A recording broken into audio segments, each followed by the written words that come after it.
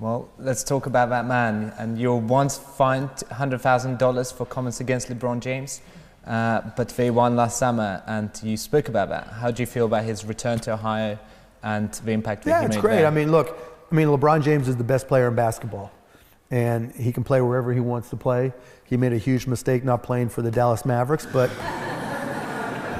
apparently he's overcome that and survived it. But yeah, I mean, it's fine with him. We've had to rebuild our team. We've built our team over the last 16 years, 17 years around Dirk Nowitzki, who's been a superstar, Hall of Famer, and that worked out well for us. Now as he's aged, we've had to rebuild, and that's part of the challenge. That's part of, not just the on-court challenge, but the intellectual challenge. How do you rebuild a team? And you see that here in the Premier League. Only fortunately, we don't have relegation, so it's a little bit easier for us. And if you could have one free trade, would that be LeBron or someone else? You want to get me fined again because the rules say I'm not allowed to talk about other teams' players. Well, all right, I'll leave it at that. I'll now invite all students to ask their own questions. If you'd like to ask a question, please raise your hand and wait for a microphone to be brought to you. If we can go to the member in the third row, sort of in the middle. Yes. Hi.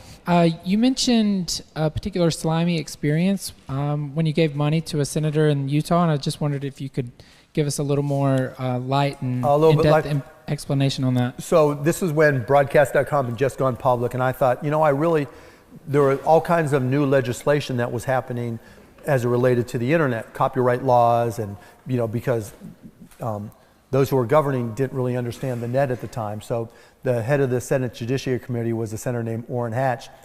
And Mark, I want to talk to you. I want to talk about copyright, changing digital copyright laws. And we did for about 3 minutes.